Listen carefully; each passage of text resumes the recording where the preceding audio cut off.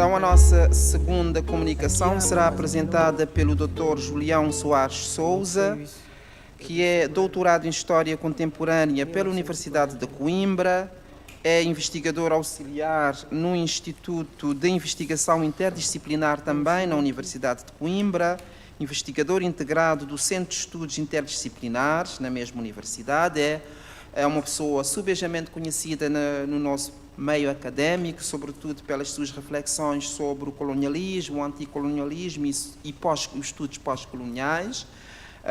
Ele vai apresentar uma comunicação com o título A Repressão Colonial Portuguesa na Guiné em 1962 e os presos guineenses no Tarrafal, numa baliza cronológica de 62 a 69.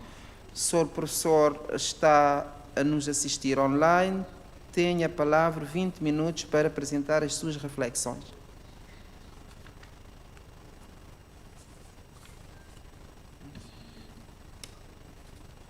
Muito bom dia a todos. Eu gostaria, antes de mais, por começar por agradecer, digamos assim, à organização do evento pelo convite, cumprimentar os colegas do painel, até o próprio moderador, e saudar especialmente a audiência que nos está a ouvir.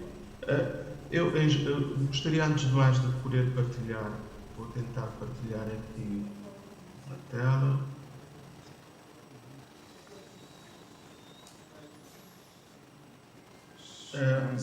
Eu gostaria, em jeito de introdução,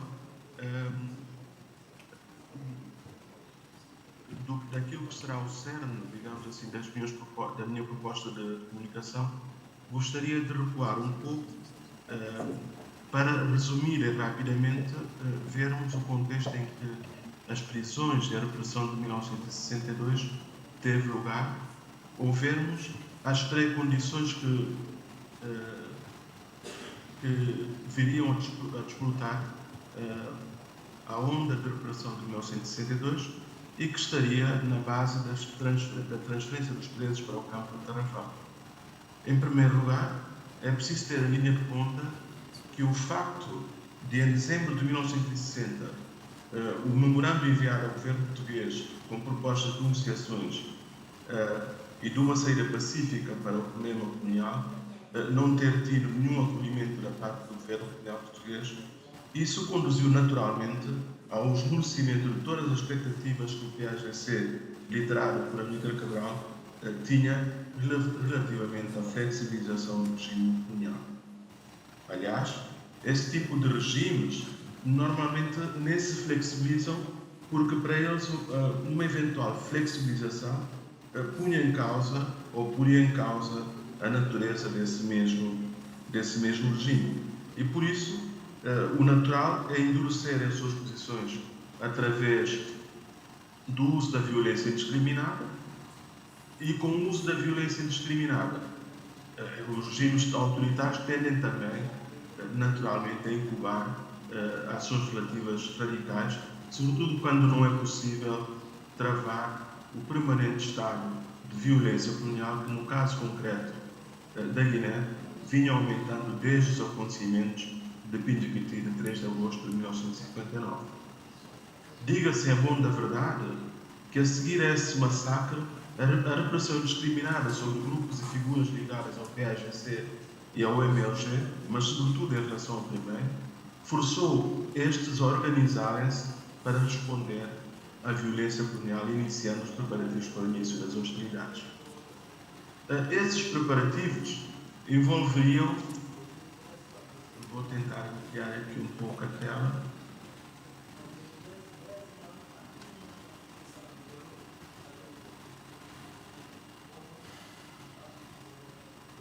esses preparativos envolveriam naturalmente a estruturação interna do movimento de libertação, procura de apoios transnacionais, nomeadamente o apoio dos países vizinhos, como o Senegal e a Guiné-Conakry, mas também apoios do Bloco de Leste,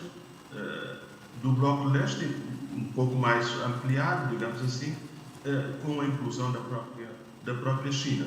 Portanto, há aqui o recurso a apoio transnacional quer apoio político, quer apoio moral, mas também apoio, sobretudo, em armas, que era o que, a partir de 1960, os movimentos de libertação estavam à procura. Mas depois há também a movimentação do PAGC, por exemplo, para a implantação territorial dessa organização política, com a criação de células clandestinas de militantes, mas também de bases de refúgio, nomeadamente as bases de guerrilha, não é? que foram sendo criadas em praticamente todo o território nacional. Depois há a questão da mobilização e recrutamento de adeptos, que também é fundamental nesta fase pré-revolucionária. O início de atos de sabotagem contra infraestruturas económicas e rodoviárias, postos de eletricidade e telefone, também de telégrafos, distribuição de panfletos impressos ciclostinados e de propaganda diversa.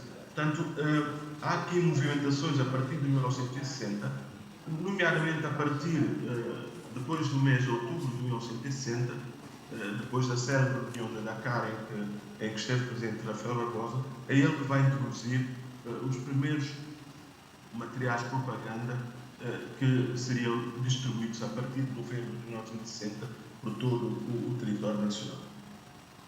Mas também nós temos de ter em linha de conta que essa distribuição de panfletos e de propaganda tinha começado, como disse, em novembro de 1960, mas vai ganhar alguma preponderância a partir de 1961, ou entre 1961 e 1962, sobretudo, depois do PSGC ter declarado o início da ação direta com a distribuição de infraestruturas económicas e rodoviárias. Foi a atuação do PSGC entre 1961 e 1962 que despoletaria a violenta repressão das autoridades coloniais, que através do seu exército, nomeadamente de 2 batalhões, o batalhão número 237 e o batalhão 238, com apoio da PIDE, naturalmente, partiria para conter a subversão em franco crescimento. Nesta perspectiva, vamos ter o território nacional dividido para esses efeitos de luta antiterrorista em 1962 em 2 zonas, sobretudo a partir, com base no rio Geba e o Curubal, né? O país é dividido em 2 partes, com a atuação da PIDE e do batalhão número 238 a partir da margem norte do rio Geba e do Curubal, e na margem sul o batalhão número 237 apoiado também pela PIDE. Mas e as prisões vão começar exatamente nessa altura, essa prisão em massa daqueles militantes, digamos assim, afiliados no PAGC, que depois iam ser transferidos para o Tarrafal. Como muitas das prisões, nomeadamente nos aquartelamentos militares, sobretudo na zona de Mansoa, a zona de Mansoa vai concentrar, sobretudo, os presos feitos a partir da margem norte, pela Companhia 238, o batalhão 238, e vão ser concentrados todos em Mansoa. Os que foram presos no sul, na zona de Fulacunda, Buba, Bulama, São João, vão ser transferidos para Tite, e de Tite seriam transportados para a Ilha das Galinhas, a sul da Ilha de Bulama. Os do Batalhão Norte, da zona de Mansoa, seriam transferidos para João Landim. João Landim é um porto, aqui é uma travessia que existia naquela altura, hoje tem uma ponte, mas na altura não havia ponte, portanto, mas havia um sítio onde podiam atracar os navios, e portanto seriam transportados para a zona de Jolandim, e de Jolandim seriam levados também para a Ilha das Galinhas, de onde partiriam para esse é um retrato, digamos assim, um mapa da localização da Ilha das Galinhas, como se vê a sul da ilha de Bulama, e, portanto, é a partir da Ilha das Galinhas que aconteceria a transferência, através desse navio, África Ocidental, a transferência dos presos para o campo de Chambon, no Tarrafal, na Ilha de Santiago.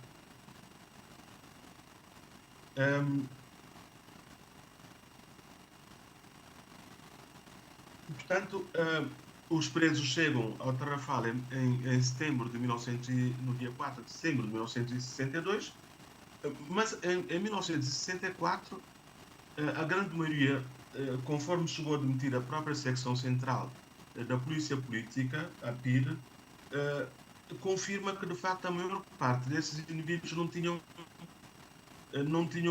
cometido qualquer crime que os obrigasse a ficarem detidos. Portanto, a própria PIDE acaba por reconhecer em 1964 que, de facto, a maior parte destes presos não tinham cometido nenhum crime que justificasse essa prisão.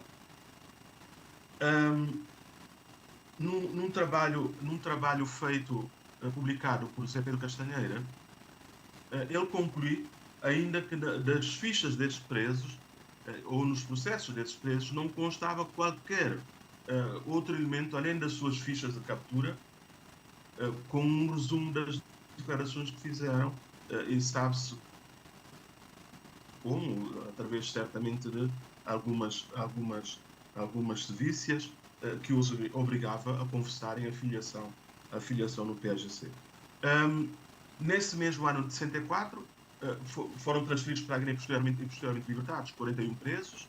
Os outros permaneceriam, como, por exemplo, temos o caso de alguma dessas transferências, por exemplo, o Bruno Dantas Pereira, Inácio Soares de Carvalho Manela, Amadou Jaló e Corca Jaló e o João Lobo de Pina foram simplesmente transferidos para a Ilha das Galinhas por não estarem completamente recuperados, de acordo com as próprias autoridades. Como é que seria a vida no campo e as restrições que estes presos tinham neste campo de internamento? Claro, os presos da Guiné chegaram muito depois da chegada dos angolanos, que a partir de fevereiro já se encontravam no campo. Os da Guiné chegam em setembro, mas estavam divididos, estavam separados em duas alas. Uma ala de um pavilhão com os presos de Angola, havia pavilhões para os presos da Guiné, tinham uma farda azul, os angolanos com a farda castanha, e não permitiam que houvesse contactos entre esses prisioneiros, entre eles. Isso consta na maior parte dos depoimentos desses presos. Há também o Vítor Barros, por exemplo, considera que a alimentação desses presos era muito deficiente e quase repetitiva. Esses presos também referem-se a condições indignas em que viviam no campo, por exemplo, em pavilhões com apenas 5 janelas e a dormir em condições subhumanas. Sofriam também da censura. A correspondência desses presos era censurada. Os próprios presos denunciaram essa censura e também a violação da correspondência, mas também o próprio o então diretor do primava os delegados da Cruz Vermelha de visita ao campo que a correspondência não era a verdade. Toda a correspondência era censurada. Havia também censura de livros e de jornais, né? Havia casos de presos que, por exemplo, um dos presos da Guiné, Aristides Teodorico Barbosa, chegou a pedir a vinda do jornal à bola, e foi da Guiné e foi-lhe permitido, mas, por norma, todos os jornais que tivessem conteúdos ligados à política eram proibidos. Depois, temos o caso de um preso especial, o Aristides Teodorico Barbosa. O Aristides, que depois, como se sabe, vai estar envolvido no complô do assassinato da Mitra Cabral, e que, a propósito da censura que a sua correspondência era alvo, chegou a ter alguns problemas com os guardas do campo em 1966. Por exemplo, quando protestava do seguinte, uh, por causa de se lerem as cartas dos presos, e ele queixou-se de facto dessa censura, dizendo que era mau lerem a carta dos presos. Mas em virtude disso acabou por ser privado de escrever cartas aos seus familiares e até de receber correspondência durante pelo menos 3 meses.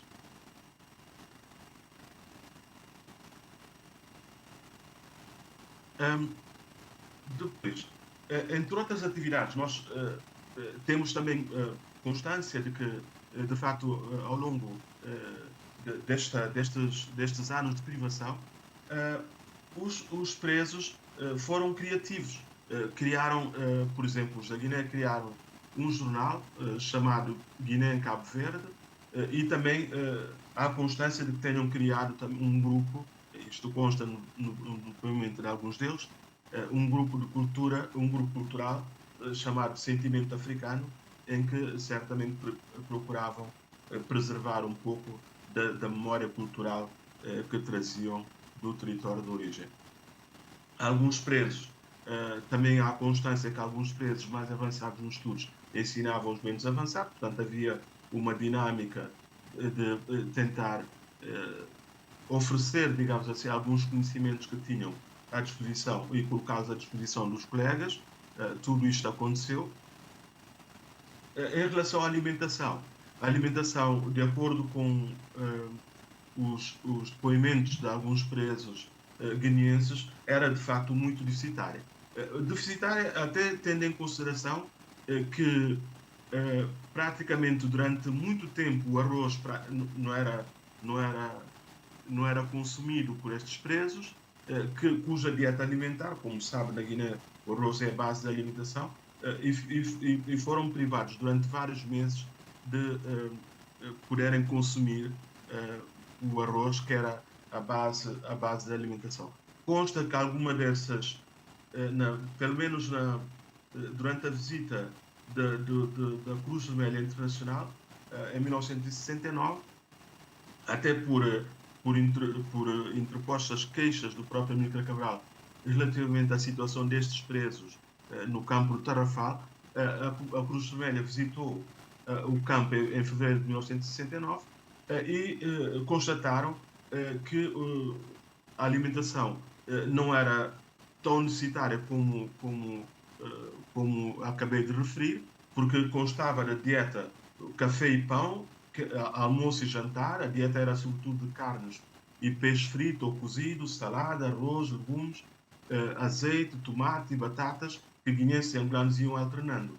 Mas, de facto, isso pode ter sido um caso especial, porque, na realidade, o que os presos contam não tem nada a ver com isto. Provavelmente houve uma coincidência desta alimentação mais rica, digamos assim, que coincidiu exatamente com a visita dessa missão da Cruz Vermelha, porque as queixas anteriores eram exatamente opostas, não tinham nada a ver com esta alimentação rica que nós vemos aqui. Portanto, a alimentação era, de facto, muito, muito deficiente. Portanto, a partir da chegada do Sevilho na Guiné em 1968, há uma tentativa para libertar estes presos. Isso vai ocorrer a 3 de agosto de 1969, a 3 de agosto, coincidindo com a data exatamente que a subversão condenava, que foi o massacre de Pinhacati. Portanto, o Sevilho lembrou-se de libertar todos estes presos no dia 3 de agosto de 1969, quando, a 30 de julho de 1969, o navio Wish zarpou do Porto de Tarrafal com 52 dos presos que tinham sobrado no campo, em direção a Bissau, de onde seriam libertados. Entre eles encontrava-se o já referido Aristides Teodorico Barbosa, que com o Momotué estariam no tal complô que vitimou Amílcar Cabral no dia 20 de janeiro de 1973. Portanto, fico à vossa disposição. Muito obrigado.